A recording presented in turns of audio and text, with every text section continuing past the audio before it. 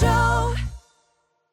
What's up, everyone? Back for another episode of the 580 Show. Myself and Dante Petrella, episode 184. Welcome back. We are we are back from Blue Tip Festival, Blue Tip Strongest. Dante and I are winners. We both won our class. We're gonna talk about that show, talk about some other small things coming up down the 580 pipeline. But Dante, how you feeling day after competition? I actually feel pretty good. A little sore in the glutes and the lower back, but that's expected because I kind of went Super Saiyan or Super Gremlin as you like on the tire deadlift, but we'll talk about that when it comes to that event. How are Yeah. you feeling, Josh? I feel good. I feel good. I was in a lucky position where I got to go last in my class every time for all Hmm. five events. So it was kind of just like getting to treat it like a training day and hit what I knew I needed to hit on each event. So I was very lucky in that. Not it was just reverse order of sign up, so it never changed the whole day. And I was lucky that I was the first one to sign up. Yeah. So um I kind of went into it treating it as a training day.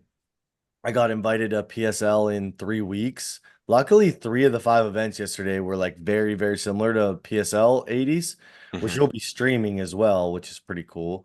Yep. Um, but talk more about that. But so I have that show coming up in 3 weeks, so I definitely didn't want to get hurt or, affect training too much for this upcoming week. But it was a really fun day. Just obviously, just to lay the setting out, it was never under 90 degrees the whole day. Like It even was toasty. yeah, because the show started at 12. By the time noon hit, it was well over 90 degrees. Um, it was, thank God, we talked about like what to do leading into a competition, what to do at like, could also talk about what to do at a competition for an episode and, following, but like, we're lucky that we were experienced enough to be prepared. We had five canopy tents all together with our little crew. Basically, we called it the Canopy Castle. So we were always had the ability for shade. But also, it was a really nice situation where um it was an outdoor comp, which that it is what it is. We all signed up for an outdoor show in the end of June. That's you're gonna have to bank on it being pretty warm, right? It Hmm. just happened to be the week of a heat wave, Hmm. probably the hot lit as far as I can remember, as long as I can remember, is the hottest week in Pennsylvania history that I've ever feel like I've lived through like this time of year. Yeah. It was never under 90 degrees. But but so we were prepared, but also the venue had a nice little indoor area for us, like a field house type thing, because it was at a football field where they had like an ice machine, stuff like that. So that was very, very nice. Um, but just hot. I mean, you can probably expand on it a little bit. Um, but it was hot. It was very hot. Yeah, I don't want to blame weather or anything, but well, we'll t talk about it as the event go on, but I don't know. You just felt like a little bit extra something sapped out of you sometimes. Yeah, yeah, for sure. I mean, by the end, and the show ran at a great pace. I think so. We'll talk. I'll talk about it, but like by the end, I felt it was like after like a 10-hour day at the beach, Hmm. and you're just absolutely zapped. Like I couldn't even move. We walked over the fair for a little bit and like you could just tell we were all just done. Yeah, So luckily cooked. it wasn't a far drive home, you know. But it was overall, though, it was cool. I didn't think it was going to be as close to the festival when I got there, but then as the festival started and the fair started, it was kind of cool. Like we were just on the other side of the football field from the whole festival. Hmm. So that was cool. But so let's get into the show. So um we laid it out. It was hot as hell. I'm sure that affected pretty much everyone's performance. That's the thing. It's equal across the board. Yeah, the order of events was definitely different for strongman because we did stones with tacky in the middle of it. So the order of events was frame, overhead press medley, stones, Hercules hold, and then deadlift was the very last event. So, I mean, it was different because typically, it would have been overhead, deadlift, frame, Hercules hold, and then stones, right? Like, Yes. Uh, typically. Most shows I've ever done ended on stone, so it was definitely different. Yeah. It wasn't that bad. I was really, really worried with the heat of tacky I was like overthinking it with the tacky melting, not really adhering because I've heard horror stories about that. Man, it was I thought our Cerberus tacky held up really well. Yeah, no complaints. It's so far, I'd be curious, let us know in the comments or message us what your favorite type of tacky is. But man, I've used a lot of different tacky over the years, and so far, Cerberus has been by far my favorite. I don't know about you, Dante, but man, I've used some that I'm just not a huge fan of. Um, and Cerberus is I've used their grade 1, 2, and 3. I've never used their 4, but their grade 3, what was it, like 95 when we were doing stones yesterday? Like by the Hmm. time we got to that event, held up perfectly. So Yeah, that was the first time I used tacky in probably years. I think the last one uh, to tacky was PA Dutch 10 or whatever back in the day. yeah, I mean you use it in training, but like, Yeah, but like here not, and yeah, we here had and spring there. tacky and stuff, but nothing too serious, not like a full prep with it. So, Yeah, and most of us when we're putting tacky on inside the gym, it's a controlled environment, at least mhm. somewhat controlled environment. Maybe some people that they're down in Texas and stuff, it sucks regardless, but I was just worried about it. So it was cool to go through that and gain that experience in like extreme heat with tacky because I Right. feel like I learned some stuff. Um, but so we started with the frame. You beat me on that. I was pissed. Yeah, Um, 16 seconds I got yeah, you in got first 16. place. I got 20 seconds. I think we were both the only ones in our class to finish the runs, Hmm. right? Down and back. Yeah, Um, it was cool. It was more of like a homemade timber frame. Um, but I don't really have so the only thing about that event was there was obviously we were on pace to finish the show in like probably 4 hours or under, to be honest. Like the show had a great flow. It was only like a 35-person show. Um, but there was a gruesome injury on frame. And like I don't want to get into specific details, but definitely someone that I know through strongman and suffered a really bad injury. Um, um, and it brought the show to a halt, and it reminds you the risk you run doing strongman, unfortunately, and it's it's sad and you hate to see it, and but so that kind of halted the show a little bit. But um Taylor Taylor Schmidt, I don't know if it's Schmidt or Schnitt. I can look real quick. But all I can say is I'm not gonna get it's Taylor Schmidt. All I'm gonna say is he's done some of our shows, and um it's I was messaging him a little bit after his injury. He's in the hospital. He's actually undergoing surgery today. Just keep him in your thoughts and prayers if that's something you do and believe in. But it was just a shell-shocking moment. He's gonna be okay. He has surgery today, but man, that brought the show to a halt. But shout out to everyone in the strongman community that kind of like rallied around, helped. There were some nurses on site that were able. He expressed his gratitude, and the EMTs were able to get there super fast. So his first show I was ever at was where there was a real like yeah, gruesome injury, right? So, but man, my thoughts and prayers are with them. And like I said, I was messaging Taylor. Anyone that did blue tips, if you haven't talked to him or anything, I talked to him yesterday, and he was in a really good headspace, it seemed like, and he's gonna be fine. So awesome. that's great. Um, and then we went to overhead press medley. My only gripe about the show, I thought the flow was perfect. You can't control weather. Like I was messaging with Kevin like the week Kevin Worth was the promoter, and the week leading into the show, and he's like, "What should I do about the weather?" I'm like, "Dude, there's nothing you can do about the weather. It's an outside show at the end of June.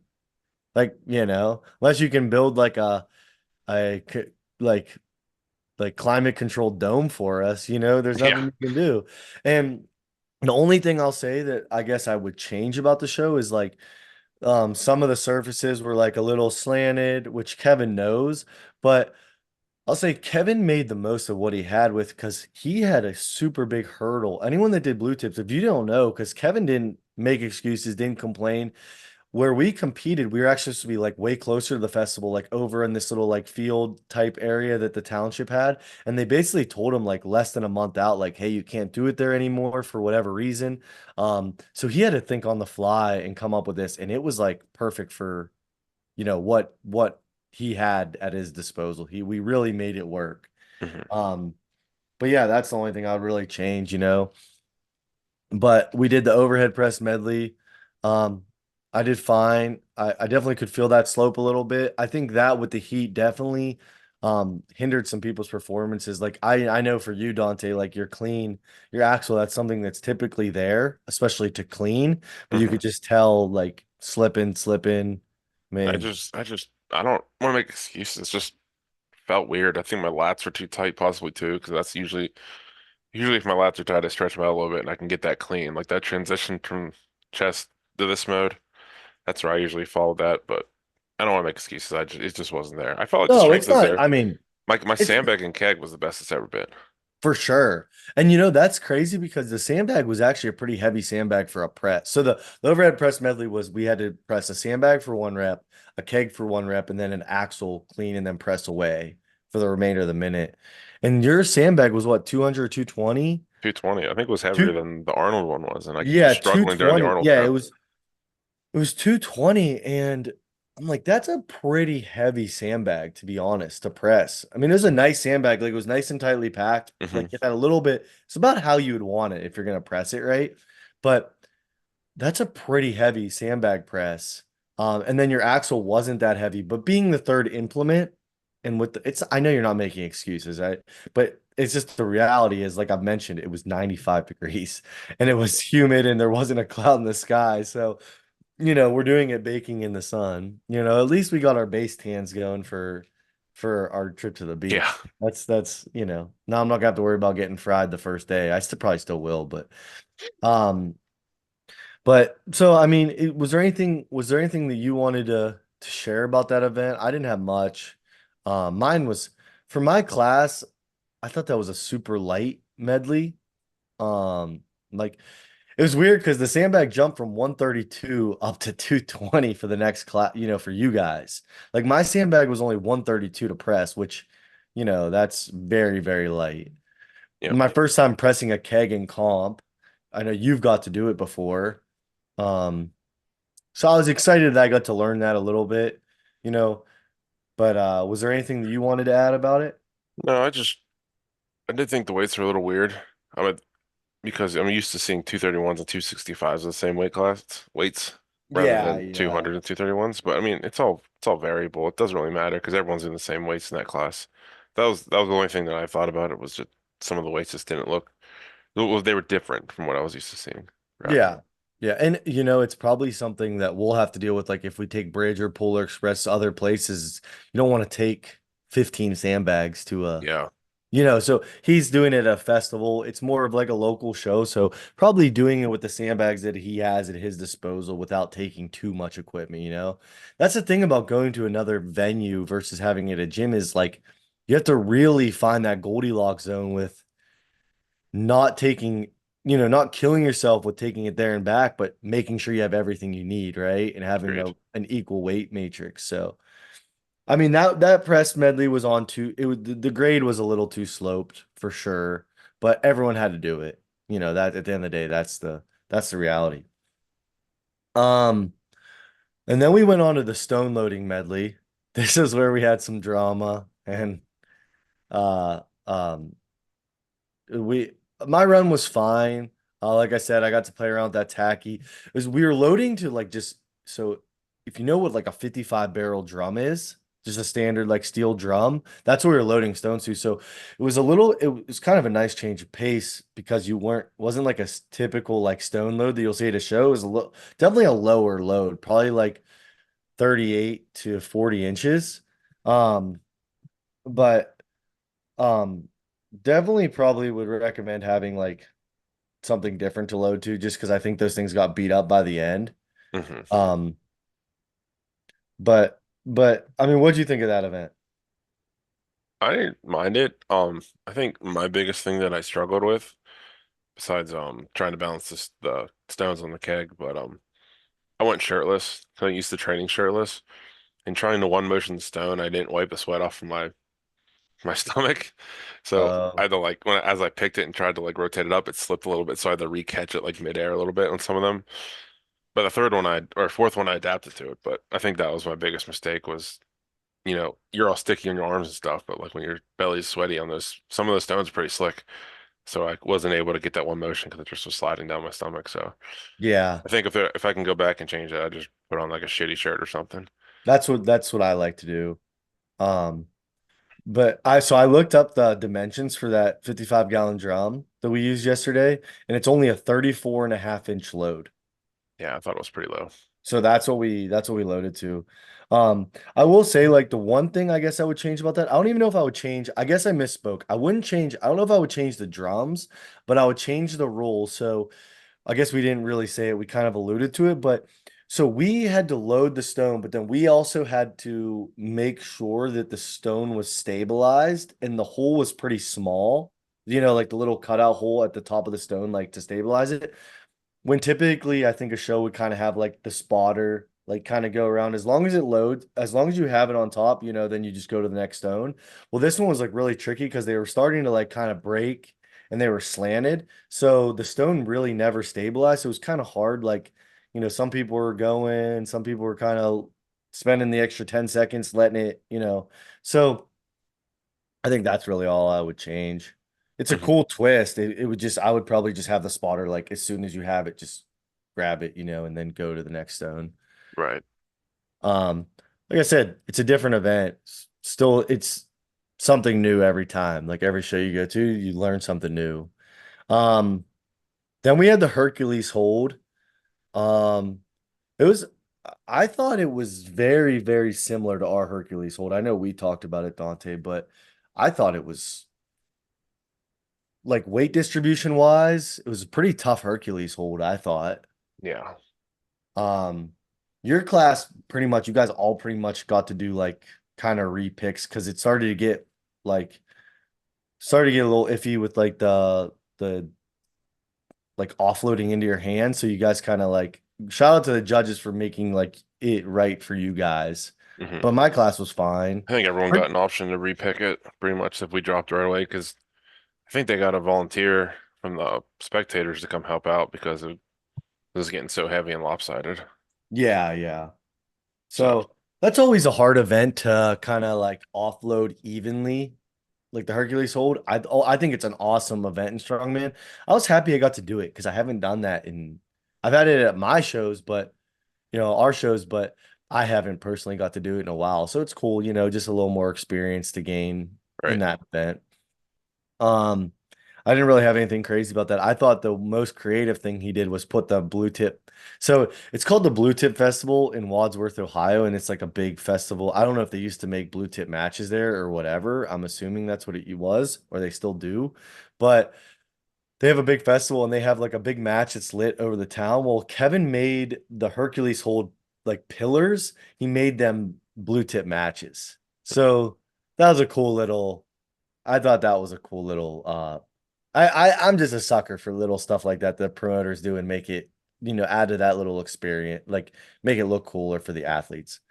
Yeah, dude. Um, It's like just a little bit extra. It makes you feel like you're like immersed more in like the theme of the. yeah, you're like, well, this guy cares, Hmm. right? You're like, and he put thought into it. And I've said it a million times. How do I judge a good promoter, Dante?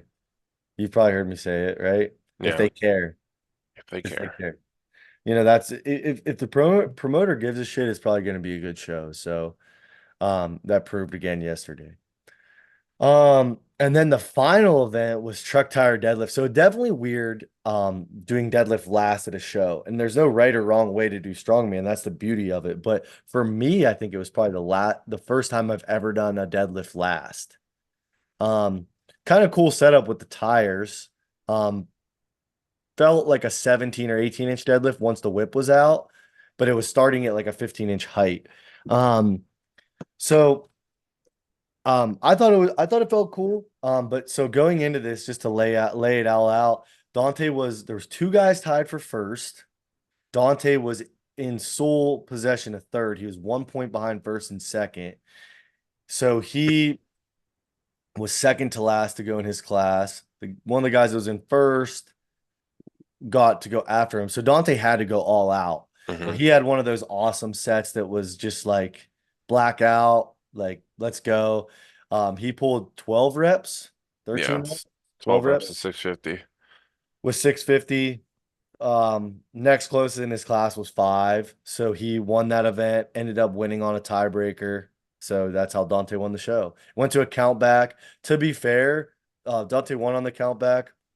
We've been critical about countbacks before. I will say it's nice that we got on the right side of a countback for once because it seems like every time someone from 580 gets a countback, they lose on the countback. But Dante offered the other competitor to do a sixth event, and they didn't want to do it. And it was very good sportsmanship between all the classes, like strongman usually is, Yeah, you know. But Dante did say, "Hey, man, if you want to do a sixth event, I'm more than willing." So props to you because it was a long and hot day, but you were ready I if you just needed to. like I like win ages. I just want to. I just don't like the points being the same. I don't like countbacks. That's all. Yeah, no, I get it. I think countbacks is a very outdated system, but I understand it's a way to do it without doing a sixth event. Yeah, You know, it's hard to pick a sixth event that's even all the time, you, especially if you're having it at a third party venue and you might not have been like ready for a tie or whatever. and But 9 times out of 10, it's like grip too, and we already did like two yeah, grip you events. already did, that's a good point. So it's like it would have to be something other than grit, You know what I'm thinking right now? If we had like a yoke, could have done like stone over bar, like the back and forth back and thing. forth. That would have been cool. That would have been cool. Yeah, that would have been cool. That's a good point. I don't Uh, think we had anything to do that for though. We didn't have like a yoke or yeah. anything. Yeah, that would have been a cool event. I always like tiebreakers being something that can be head to head. Like instead Hmm. of like having like if me and you tie, like you do axle for reps and then I do it after you or vice versa. Like I like it just me versus you, you know? But like I hate arm wrestling. I hate like mass wrestling. I hate that stuff because it's not really like strongman. It's OG like strongman Josh. yeah, Maybe not arm wrestling, but yeah, I would want to do if it was me, I would like to do like an actual hmm. strongman event. But man, I'm not gonna lie, I get way more nervous for my guys and girls than I get for myself.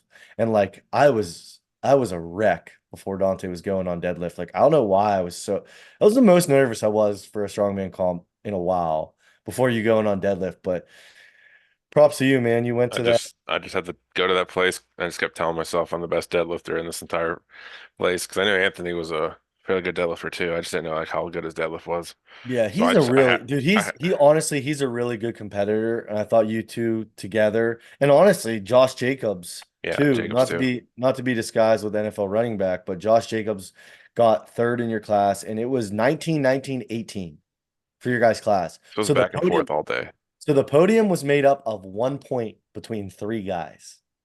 So that's cool. It's always fun to have like a crew that really pushes you, obviously, because you just got that much better, all you guys. Yeah. You know.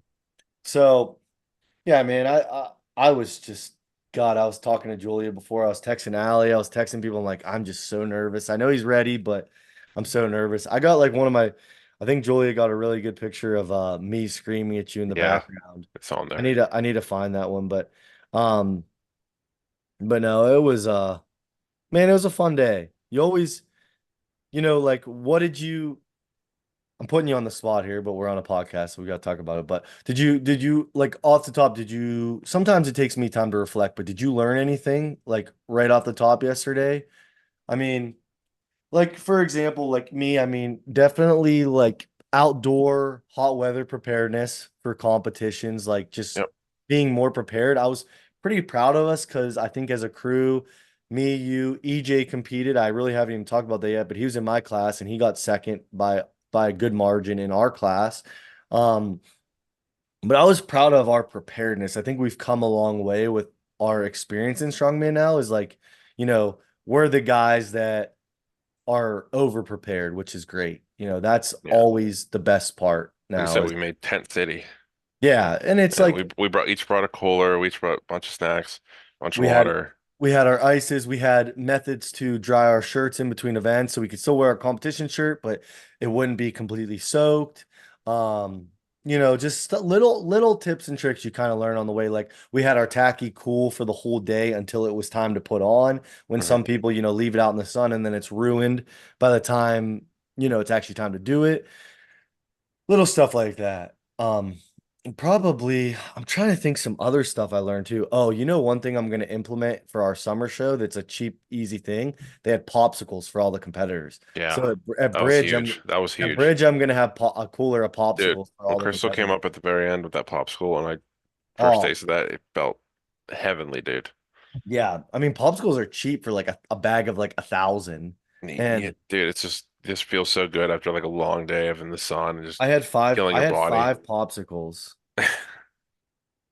And yeah, that was something I learned as a promoter. I'm sure I learned some other stuff as a promoter too, but man, it's as always, shout out to the volunteers. It's crazy that people gave up their Saturday to go do that in 95-degree weather and they didn't weren't the ones competing. Like Kyle Wooden, the Woodens in general, especially Kyle. Crystal did an amazing job too, but Kyle Wooden is the shouldn't even say this on the pod because I don't want anyone to poach him from me because he's one of my volunteers too. But Kyle Wooden is the best volunteer in strongman. Him and Anthony Teshishore are two of the best. And Kyle, my dad called me on the way home and he's like, that kid that was volunteering is always doing something. And I'm like, yeah, he's the best volunteer in strongman. He's incredible. So I don't know, man. It's just always so humbling to me and like mind blowing that people will take their whole Saturday and do it so that we can do strongman, you know? It's for the love of the game, dude.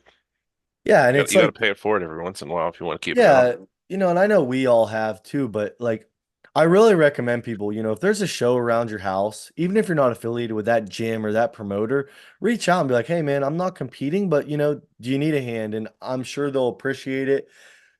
I'm sure they'll try to make it right with you, whether it's like a discount for their next show or something like that, but it's just like you said, it's paying it forward in strongman because you're competing. And the only reason you can compete is because of those volunteers. So if you have the opportunity, whether it's a novice show, an all women show, whatever the show is, if it's OSG and you live in Wisconsin, go help. And I think you'll learn a lot too as a volunteer. You get, I think you have a new admiration for strongman on the other side of things, and you'll really be hesitant to yell at a volunteer or, you know, you just learn that side of things if you, once you volunteer, and it gives you a newfound respect for the sport. So Yep. I don't know.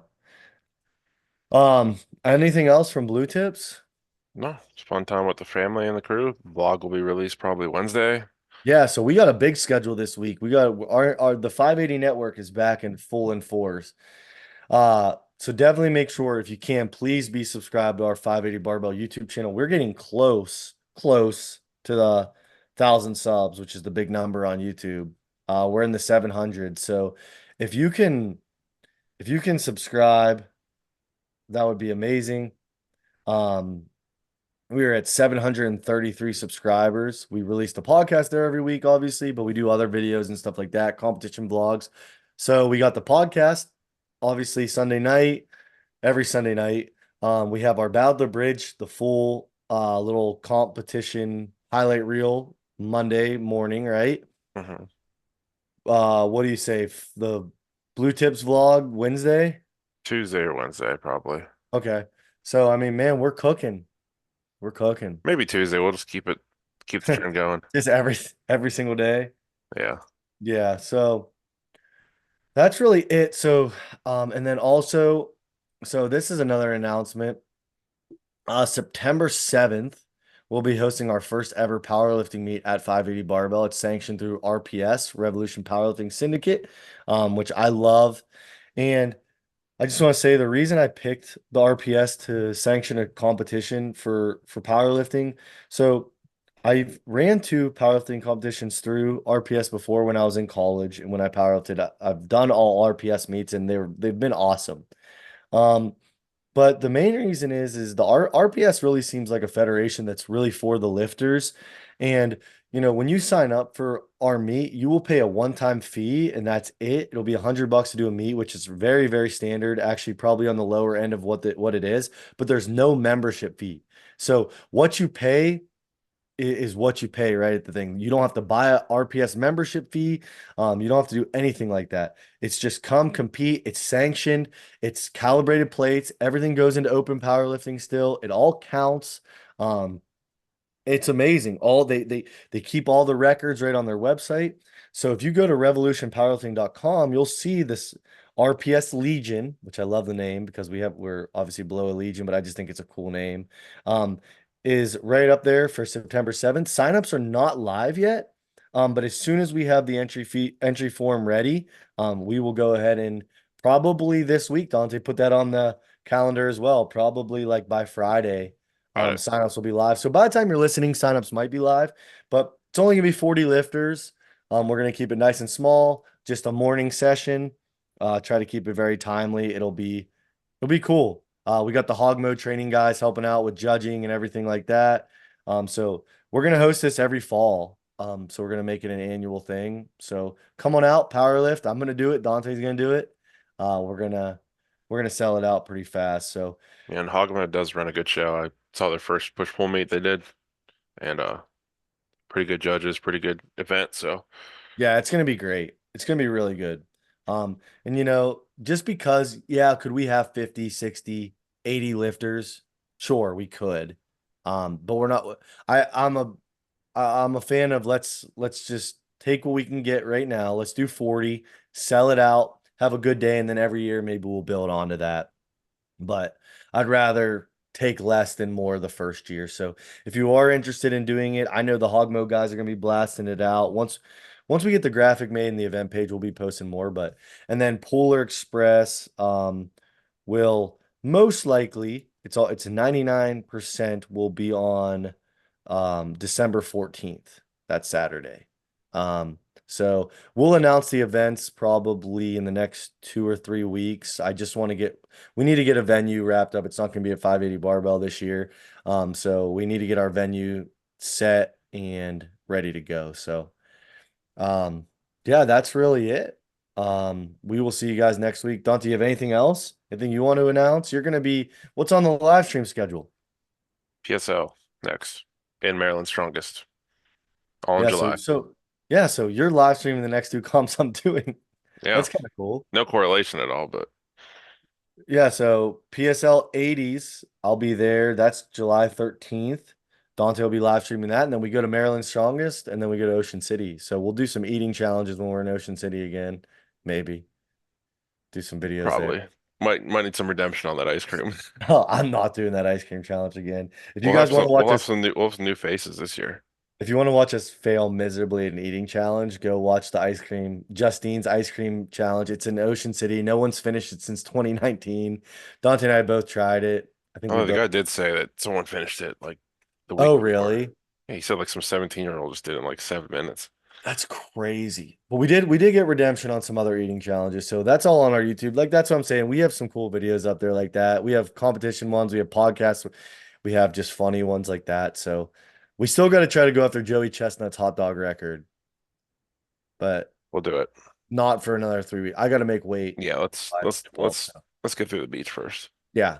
But thank you guys so much for listening. It was so nice meeting you guys at Blue Tips. If you're interested in coaching, DM me. If you have an event coming up and you want it live streamed, hit up Dante. If you want Grip Mountain Chalk, hey, on our thing, Grip Mountain Chalk, 95 degrees yesterday. Unreal job. Yep. Everyone's hands ripping open. None of our hands ripped open. Chalk all day. Stayed on in 95-degree plus weather with insane humidity. I was impressed. Got Yep. horsepower Only time I pre-workout. had to take it off was just for the tacky. That was about it. Yeah. So we're basically a one-stop shop for anything strongman you want now. We got the chalk, we got the live streams, we got coaching, we got pre-workout. If you're interested in horsepower, the new flavor will be coming out hopefully in the next couple weeks. So yeah, we will see you guys all next week for 185. Thanks, guys. Bye.